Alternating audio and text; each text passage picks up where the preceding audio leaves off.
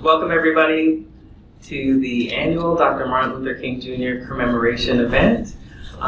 This year we have an amazing keynote, but before I introduce her, I just wanted to introduce myself. My name is Lydia Middleton. I'm the Dean and Director of Obsa Black Student Affairs. I would also like OBSA staff in the room to stand and wave. You'll meet them at the reception. Some folks are outside, some folks are inside, but I want to thank the OBSA staff for their support in helping organize and coordinate this event. And I want to thank the 7 colleges and the consortium for their support in promoting the event and making sure that word got around that this was happening. So I'd like you to meet Ziona Bryant, who is our keynote speaker. I'm really excited about the fact that she's here. Ziona is an ECHO scholar at the University of Virginia. She studies political and social thought. She's a young change maker and award-winning activist, organizer, content creator, and social impact strategist. She's also the architect of Black Women Built This, which is a strategy and storytelling brand. In spring of 2016, Ziona wrote a petition calling for the removal of Confederate statues from Charlottesville's parks, and they were removed in July 2021. My history with Ziona goes back to 2020, 2021. We worked together for a youth-serving nonprofit called the Youth Mentoring Action Network, where Ziona coordinates a fellowship for Black women and girls. So I was really lucky to have met her, and when I was thinking about who to bring for the keynote, she just made a lot of sense in terms of what she could bring to an experience like this. And just in my conversations with her, she's really passionate about making change in her community, and she's one of my favorite people. So please join me in welcoming her, and thank you very much.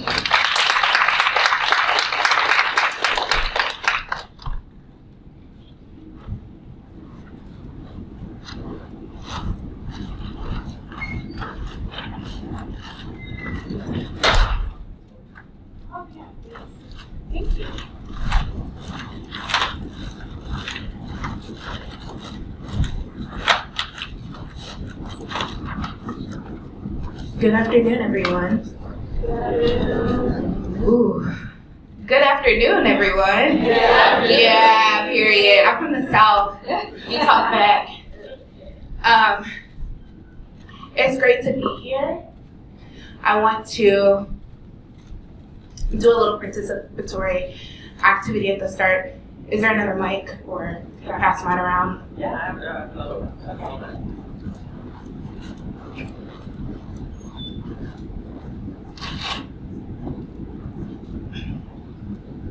Okay, so can we have 3 people share what their freedom dream is? However you define it. Yeah, however you define it.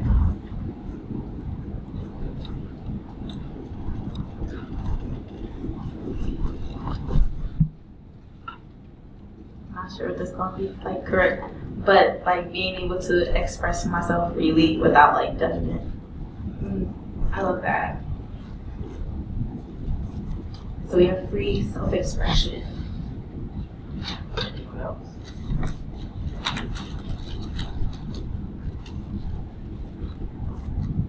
I would say my freedom dream would be to uplift my family out of poverty. To uplift our families out of poverty. I love that. Can we have one more, please? Yes. I think my freedom dream would be to see change, a change that I haven't seen from the time that I was in college back in the South till now. And I would just like to see things change for the better for us. Yes. An unrestricted new change. I love that. So I recently have been revisiting Sula, and I had started reading the introduction, because when I read it the first time, I feel like I wasn't really reading introductions and forewords, and I was just so eager to get to the first chapter. And so I read the foreword this time, and in there, Toni Morrison asked the question of what would you be doing or thinking if there was no gaze or hand to stop you. And I think I read that about 2 weeks ago, and it's really been sitting heavy on my heart. Because I'm like, what would I be doing if I wasn't concerned about the white gaze? Or what would I be doing if hegemonic masculinity wasn't a problem? Or what would I be doing if I wasn't restricted by these titles and labels of PWI or whatever it may be that I feel restricts not only my creative work, my political activism and organizing work, but also just my personhood as a Black woman existing in the South, who is trying really hard to break down boundaries, but still, even in our progressive and radical work, still being confined by the isms, the classism, the racism, the fat phobia, the queer phobia, all of those things that hold us. I just wanted to kind of sit with myself and think, and I'm not done thinking yet, but to think about this question of what does it look like to truly be free, and how can we be free or imagine our freedom if we've never had it before? So what does it look like to remove those gazes or those hands that hold us captive? Next slide, please. So for me, one of the biggest hands have been this presence, this looming presence of Confederate monuments and statues that kind of hold down the infrastructure and the landscapes of the South. When I was 15, I petitioned the Charlottesville City Council to take down the Robert E. Lee statue.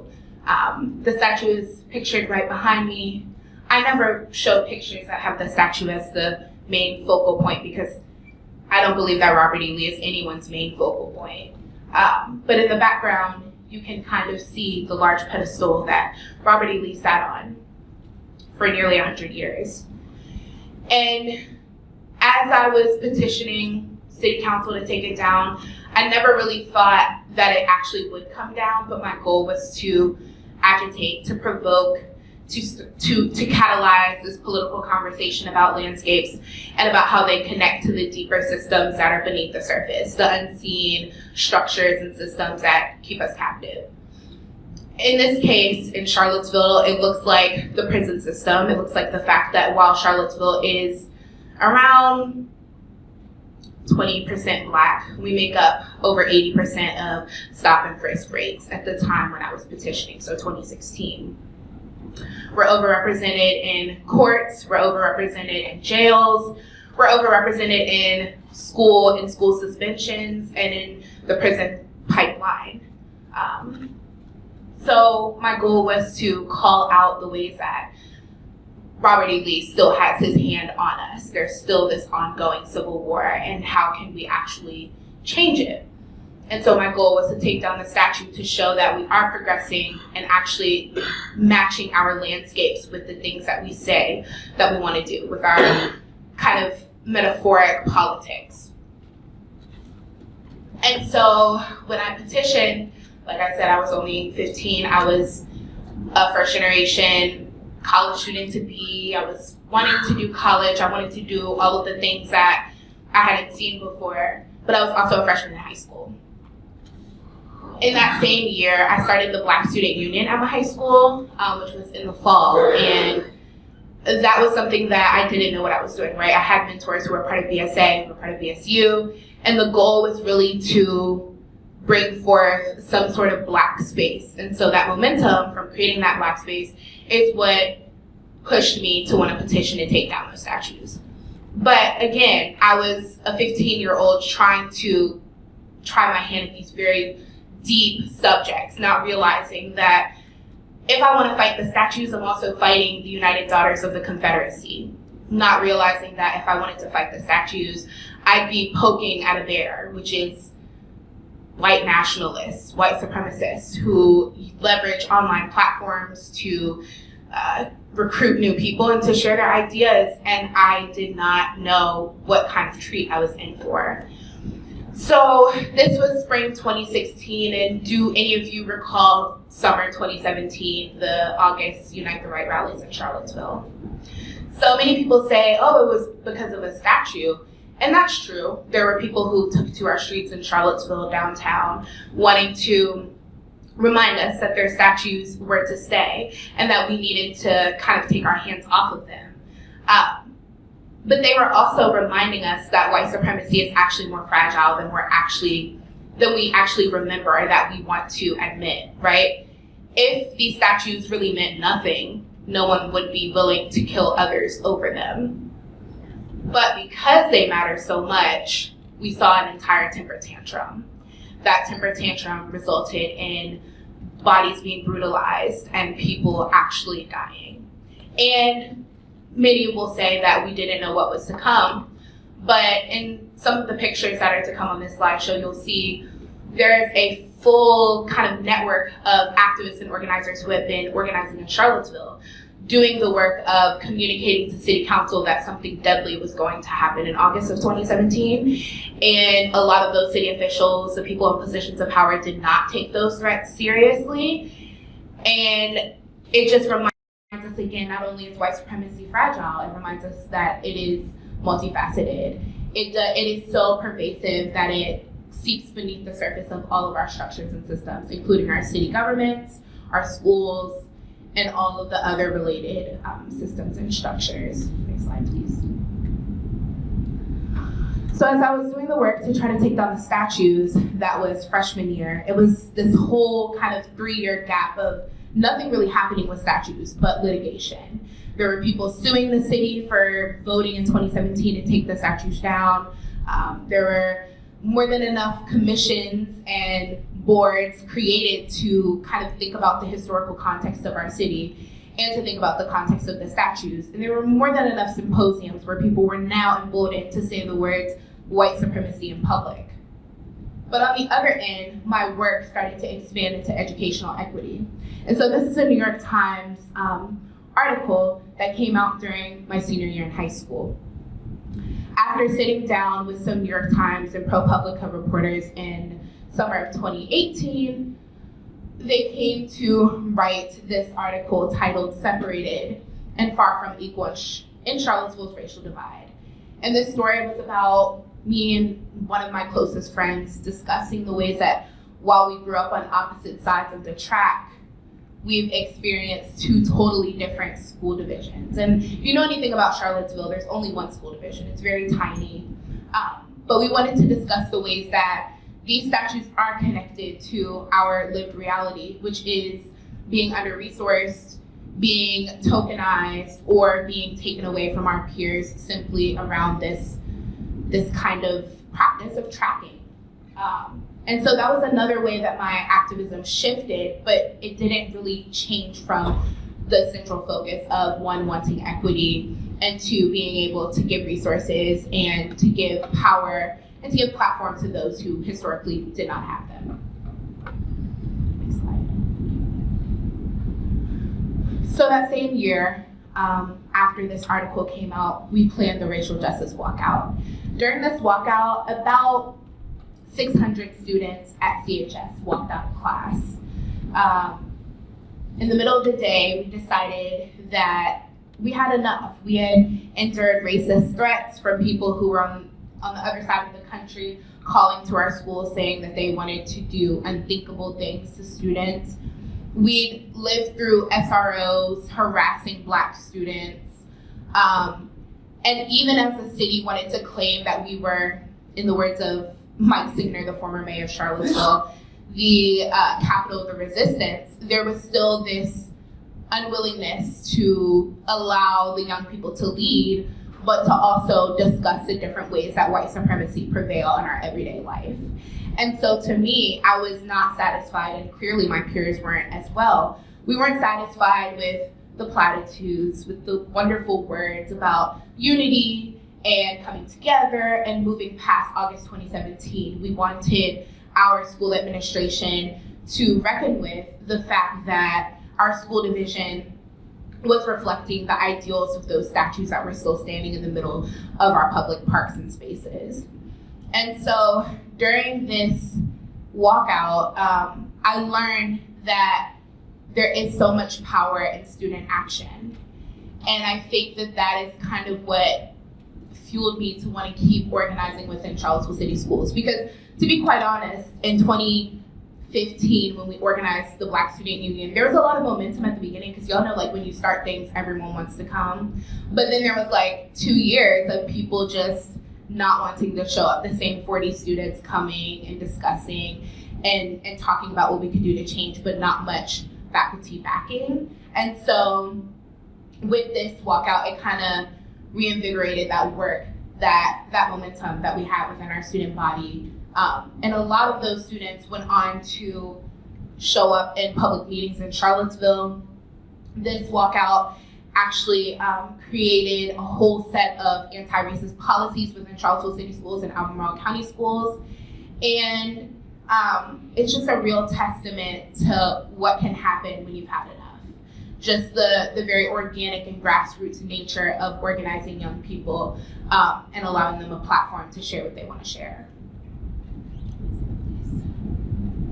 So this is the Black Student Union. That is our core group, a lot of our core group of students who came to every meeting, to every discussion. That's us traveling to the EJI memorial and looking at the ashes and the grounds of many people who have been lynched across the country. That's our college apps work session. During the BSU, I wanted to make space for us Black students to apply to college together. I realized that a lot of my peers weren't getting the help and support that they needed. So we decided within like a 2-week period that we were gonna have 2 college apps work sessions.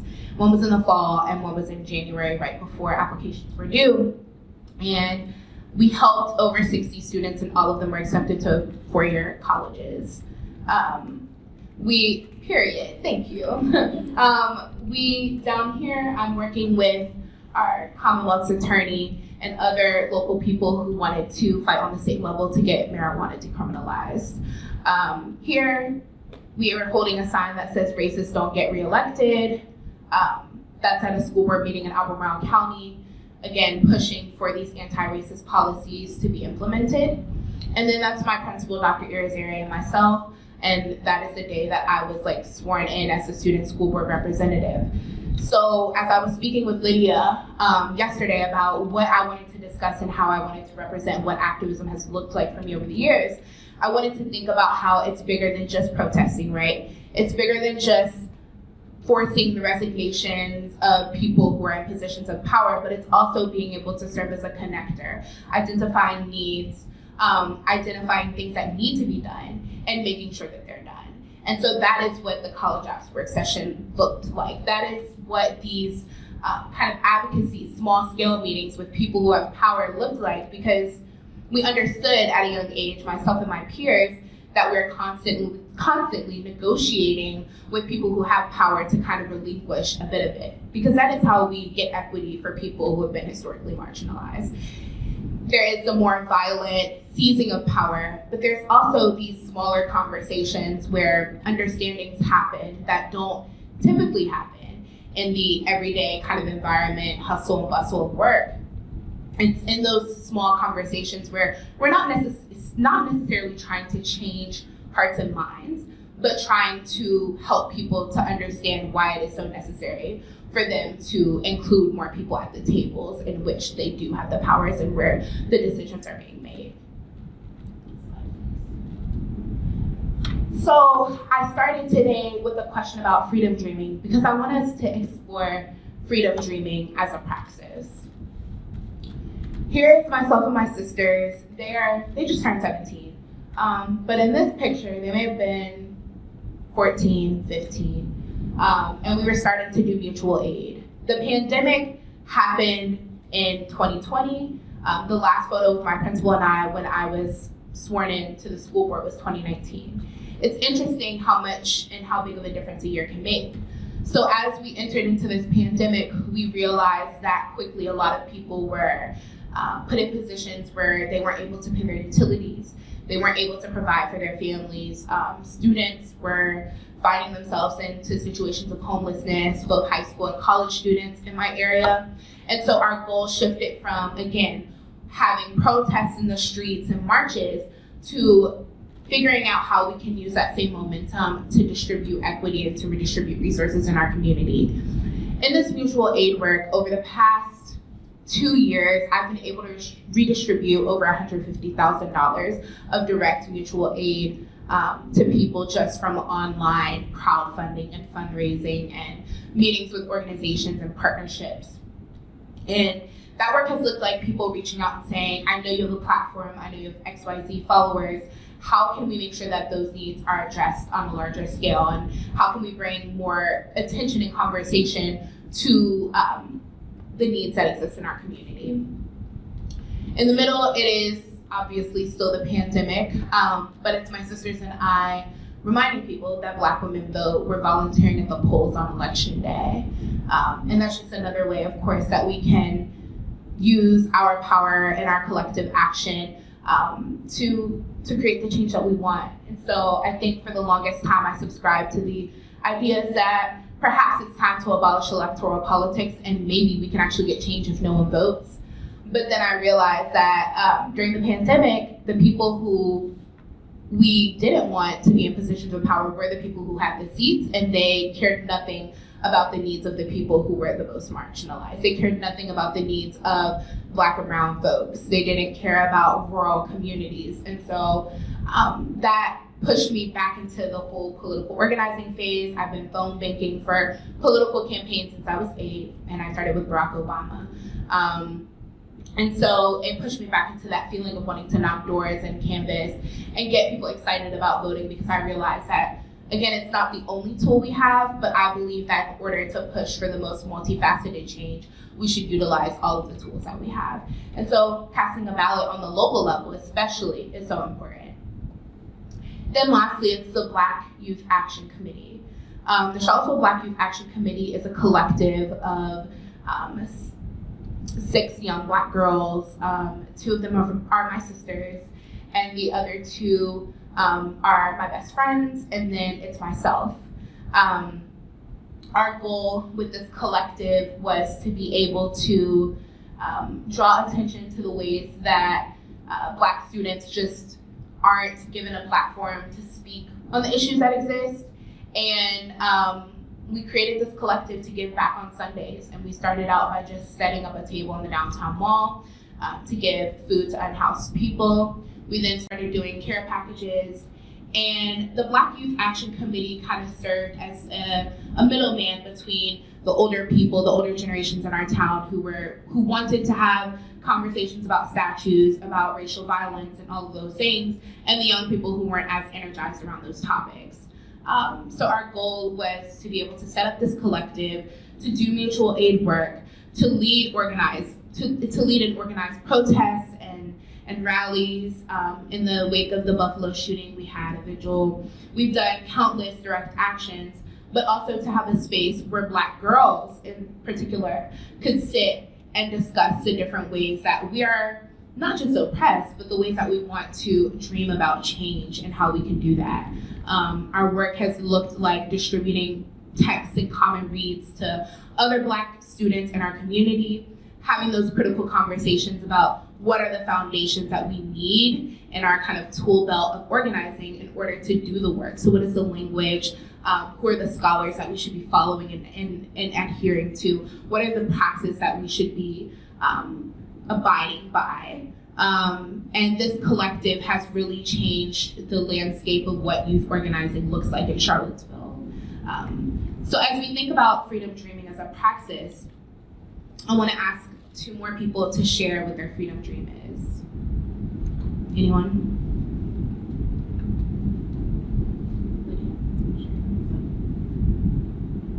I think my freedom dream has a lot to do with my daughter, who is 6, and growing up very differently than I did in terms of how she expresses herself and what she's encountering. So I think my freedom dream has to do with her, just having unlimited access and the ability and choice to kind of live how she wants without feeling held back by white supremacy culture, and just finding happiness and not letting me or anybody define success for her.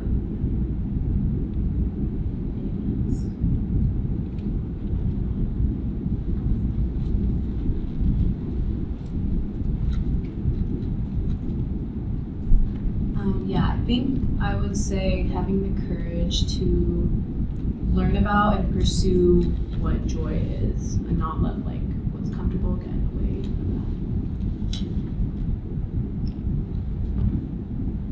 that. Yeah, I love that. And I feel like joy is a great segue into the things that I want to discuss before we open it up to question and answer.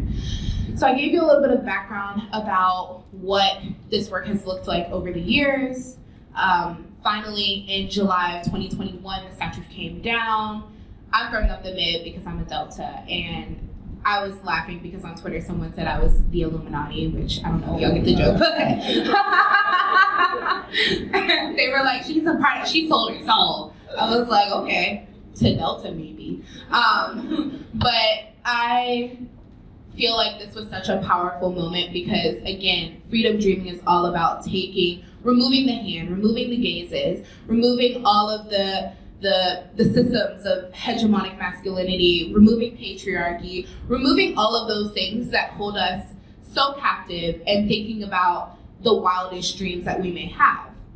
And those wild dreams should lead to some sort of freedom or liberation, whether it's on a personal level or a collective scale.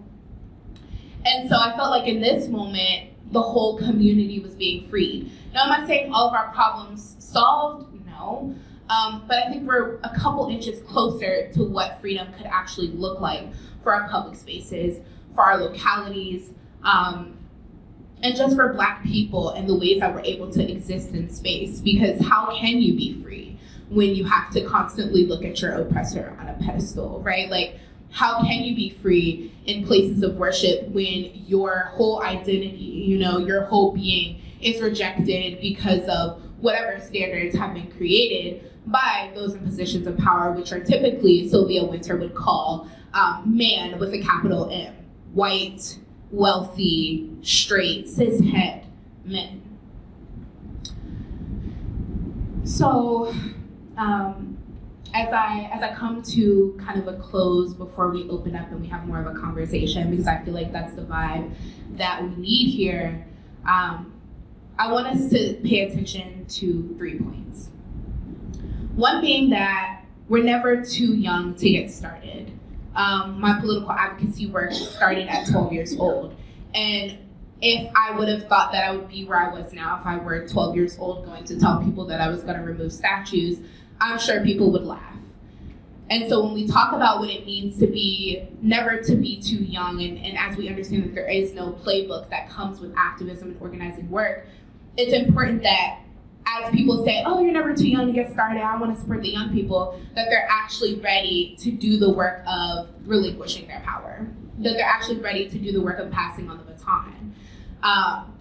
And so I wouldn't say that the young generation knows everything and is ready to, push anyone aside.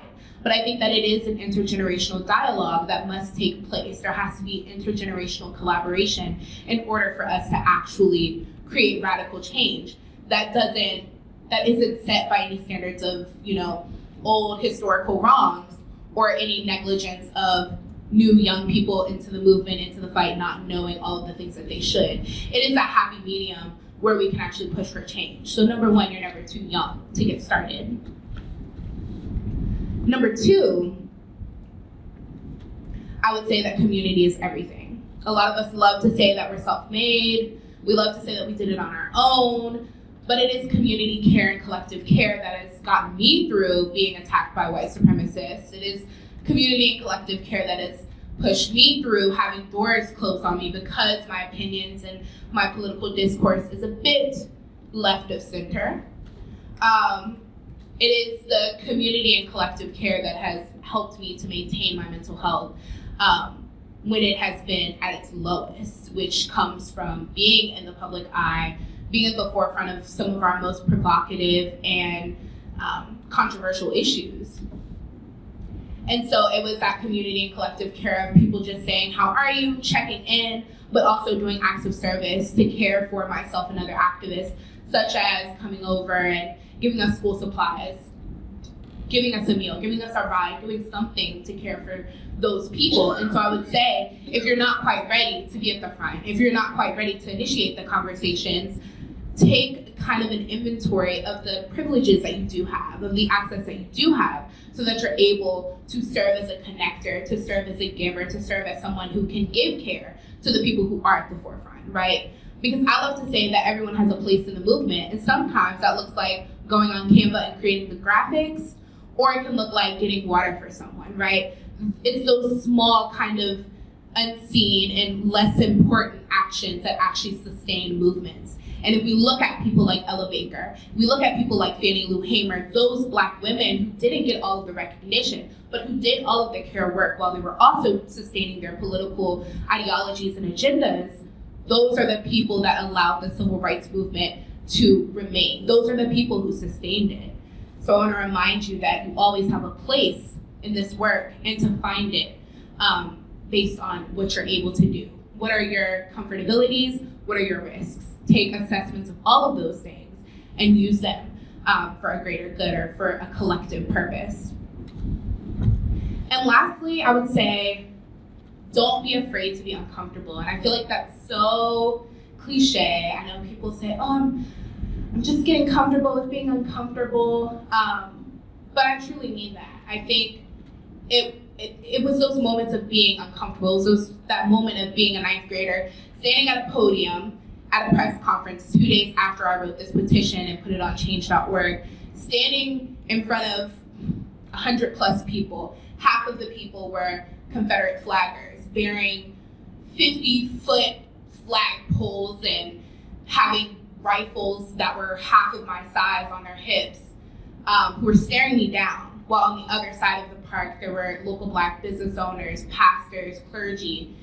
And so I remember that very uncomfortable moment of not knowing what my safety would look like in the future, but also knowing that it was necessary for me to stand in that gap in order to make sure that what I wanted to say was being said in my own words and in my own way. And I think that that is one moment that I will never forget, right? No matter how comfortable I am, no matter how many cushy offices I get to express my opinions in, no matter how many head nods I get, I'll always remember that there's someone who does disagree. And in those moments of difference and contention and just uncomfortable vibes, I feel like I've been able to make the most difference, because seldom do the people who play it safe actually make change. So I'm excited to discuss with you all, to open it up for conversation. It doesn't have to be a formalized question and answer. You can just give me some comments if you want. But again, I'm grateful to the Claremont staff for having me. I'm grateful to be able to share with you all, and I look forward to this conversation we're about to have. So thank you for coming.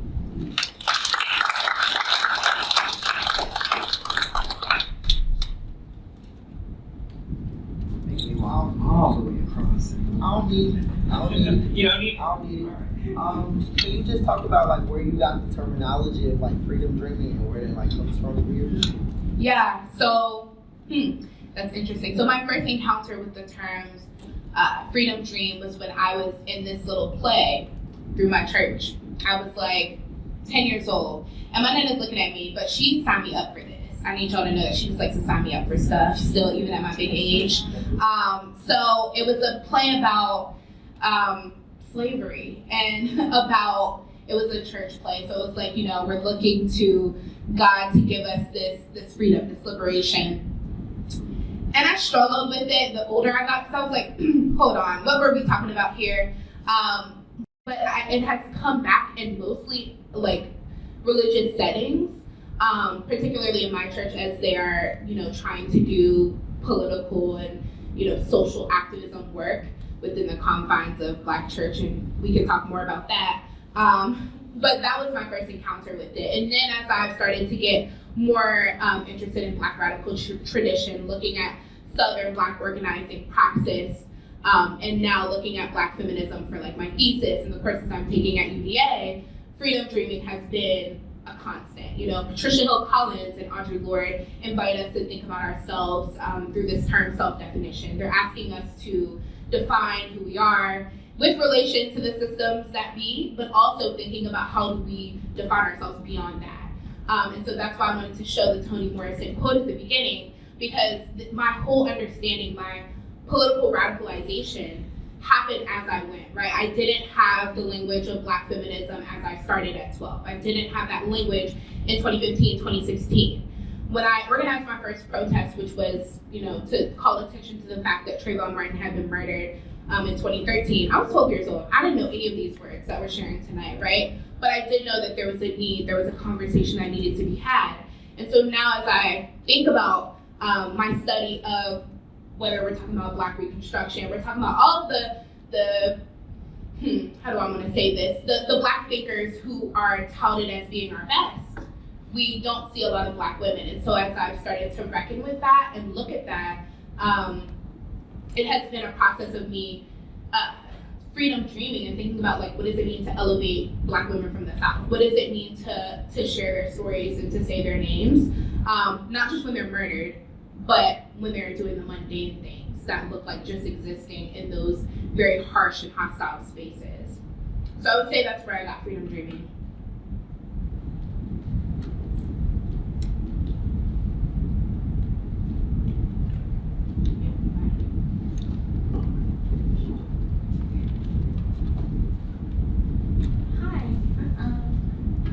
I'm still kind of like forming my question in my head as I ask. But I would like to say, as an activist and as a person who is in the forefront and always making these meetings, doing this work, my biggest thing is I want to know how I get this information that I learned through books, through classes, through lectures, through talks with you. How do I get these ideals to my peers back at home? My peers back who don't have the same access. That's like the biggest thing that I kind of grapple with, especially when I like go to a lot of my Africana studies classes. I'm like, this is stuff we need to know, and I never know how to bring it to them in a way that is like accessible to all. Do you have any advice? Yes, I love that question so much.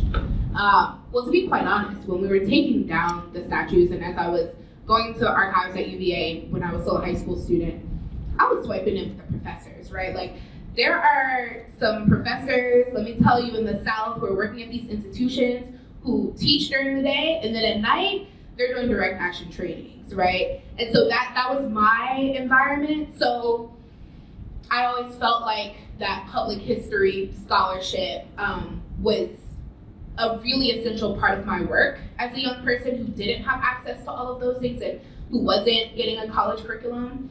But I would say as a student, I learned early on that we have a privilege, and the number one thing that we should do is use our access to bring it back to those at home. So I mean, I don't really know what your policies are here at your school, but for us that looks like logging into certain databases and printing out readings and getting essential texts and getting them back to the community, right? Sharing them, creating newsletters, zines, like that very like lower level political organizing type of tasks that have been utilized for a very long time, starting with like SNCC and SCLC and young people in the South who did like freedom rides, to even now, and looking at how we've engaged with social media platforms and things like that to share those kind of infographics and carousel posts that go really far and that explain things that aren't often being explained. I feel like those are all great tools. But I don't know that there's a perfect way to do that work. It's something that I'm still kind of struggling with too. I oftentimes want to have the conversation about the political meanings behind things. So like something could happen on the mainstream stage, like for example, Florida governor trying to ban AP African American Studies in classes in high schools. And so immediately I'm like, well, let's connect that to the United Daughters of the Confederacy and how they weaponize textbooks to make us believe a romanticized version of the South. But people are like, girl, what are you even talking about?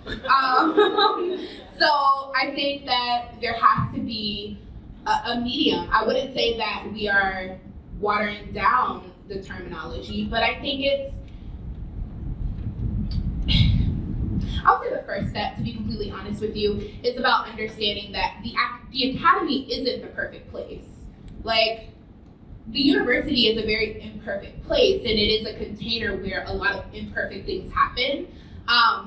And we have to kind of do that inner work and make that inner agreement that the university shouldn't be everyone's goal. Like, the ivory tower shouldn't be everyone's destination. And so once I got into college and I, did the whole aesthetic, the TikTok aesthetic of being a college student and lived in that whole world, I realized that maybe I shouldn't be pushing certain people into this space because it's not going to help them grow. It's actually just going to limit them more than anything.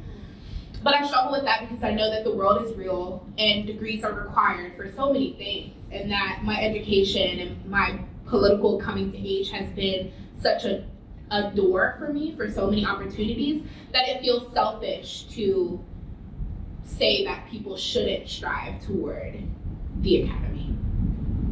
So I don't know if anyone else struggles with that, but that's one thing that I feel like I struggle with now, as a lot of our generation, Gen Z, is trying to rethink what life can look like beyond school. But I think as far as taking that information back to the community, I think that we have to have those teaching moments everywhere, right? It is laborious, it is tiring, it is uncomfortable to constantly feel like you're educating.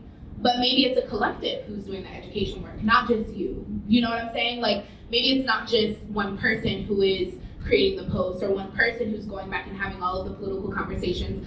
But let me tell you, 13 through 17-year-old me was about that action. I would argue with anybody on Facebook. I wanted all the smoke.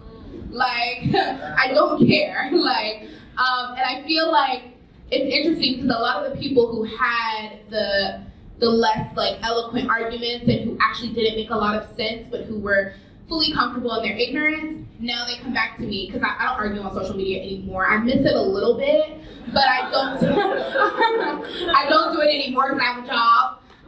But those people come back to me and they're like, you know what, you were right. So it's sometimes it takes a moment for those full circle moments of people to be like, okay, I understand. And I think patience is also a part too. But yeah, I would say there are so many groups like Black Youth Project, like BYP 100. Okay, they're doing work in Chicago. They're doing work in DC. There are so many kind of groups where there are college students and high school students and just people who are not learners at all, just community members coming into spaces and having those conversations. And one thing that I feel like you should take away is that it's never a bad time to talk about Black feminism. It's never a bad time to talk about Black political work. And people will make you feel like it's a bad time. They'll be like, oh, you're going all, it's interesting that I'll say this, Martin Luther King on us. You about to give us some Malcolm X. But yeah, actually I am, right? And it's okay, it can be very sexy. We have to make it that way. You have to kind of repackage it. And so that is, again, that was a long-winded way of answering that there is no perfect answer. But I think being able to connect with other young people who have at least one common theme or one common idea that you guys share, it makes a world of a difference, because when you're able to hook up with more people and work on a project as a collective, there's just so much more power. They come with their own networks, they come with their own set of ideas about how to move forward and how to organize. And I know that whenever I've tried to work on one thing alone and I've tried to stand at the front and do it all by myself, it's failed. It has taken pulling the most unlikely people in and saying, hey, I know you're a party promoter, but can we do something? And that's where the magic happens. And so I would say don't be uncomfortable with stepping into those unconventional modes or those unconventional spaces to have those conversations. But at the end of the day, I believe that all databases where articles are peer-reviewed and published should be free, and they're not.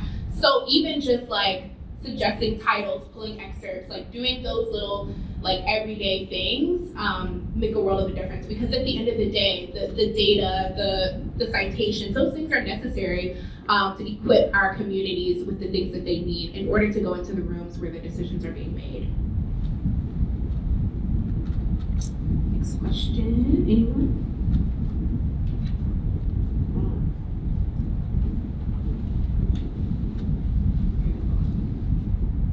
Thank you so much. You're really inspiring. So you talked about destinations, and I'm curious, what's the next step for you after you finish your, senior thesis project? Well, do you see yourself in the media or in politics or the head of an NGO, or what type of destination dreams are you having these days? That's a heavy question. I don't know.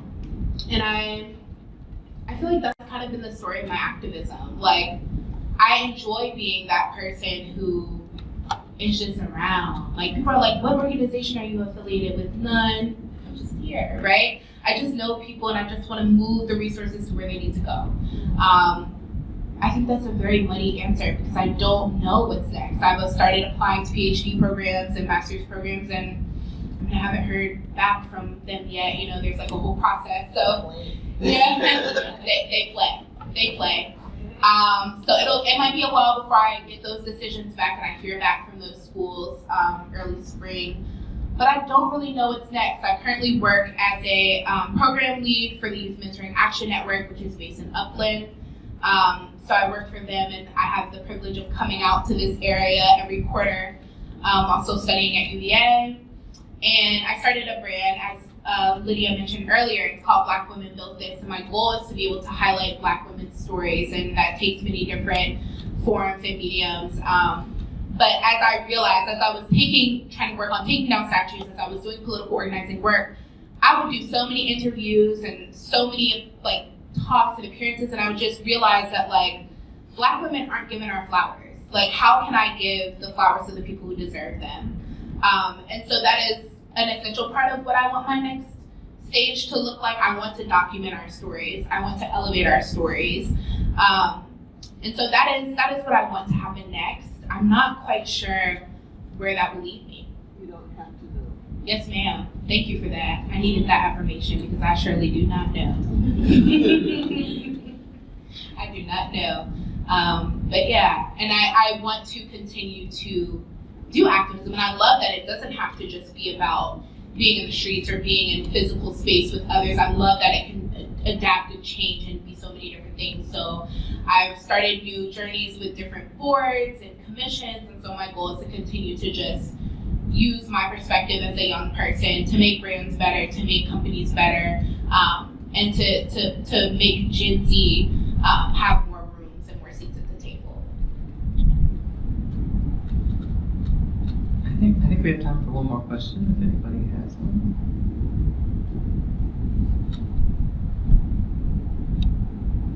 Someone has one, because I know they're gonna try to find me after. I'm gonna be gone.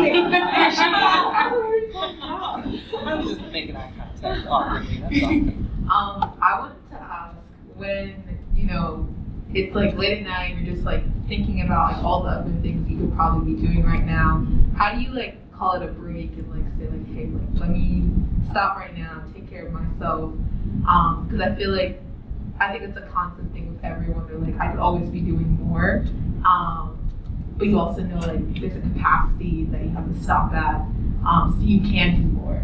So I just want to know how do you tell yourself that and also give yourself compassion?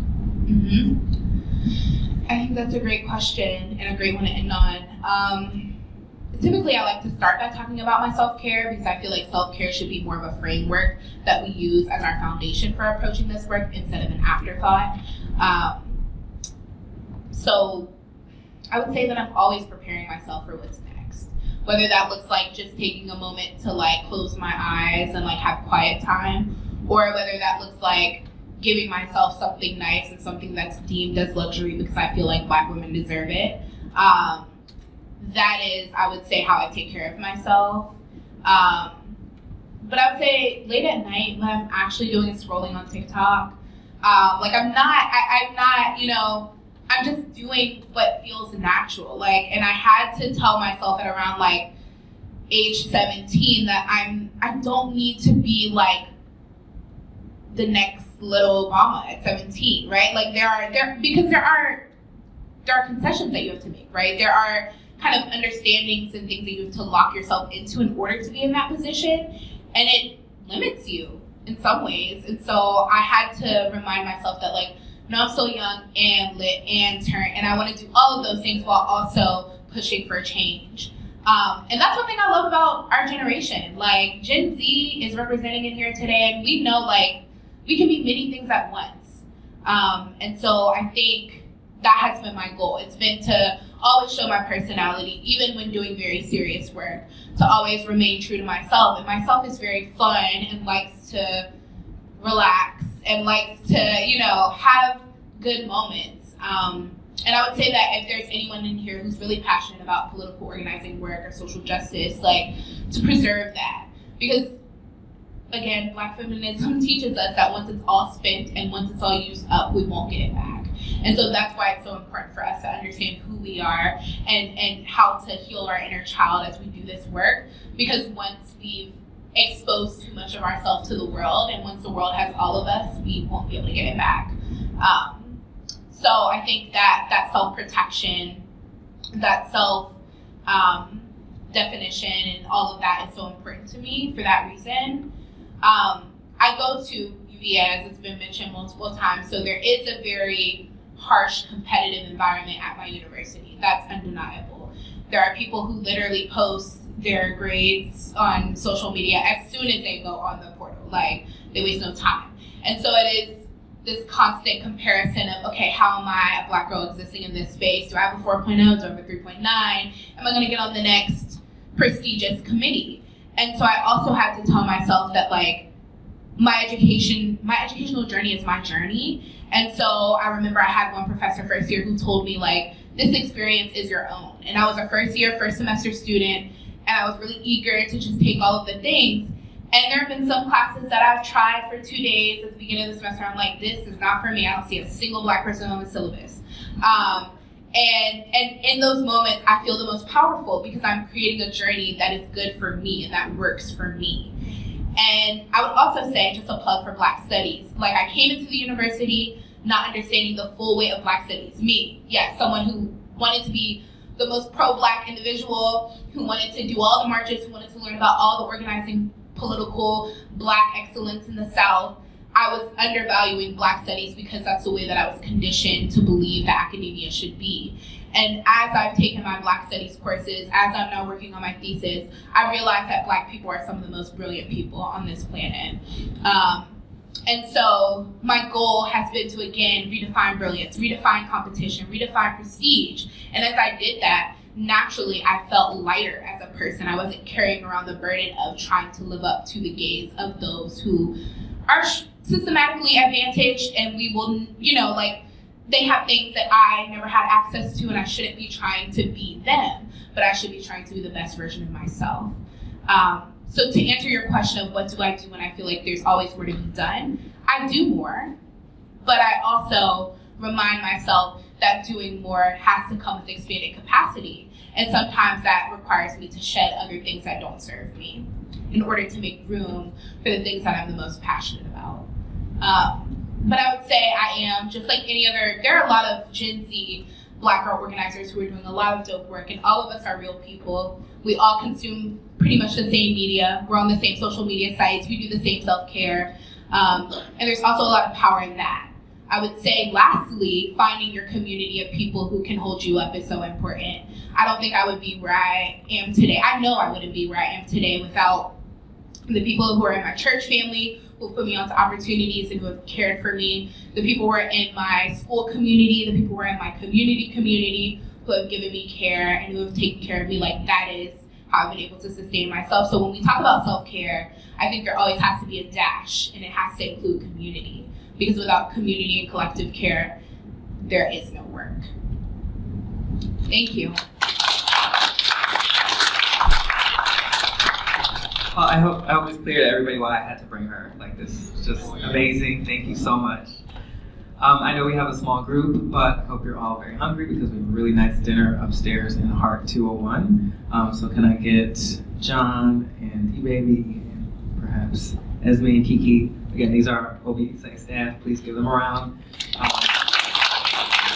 And upstairs, Latrice and Tony have everything set up. So yeah, please follow them out. and enjoy a really nice dinner. Thank you for being here. Stick around and you can maybe speak to Zai and say hi and have a good chat. All right, thanks everybody.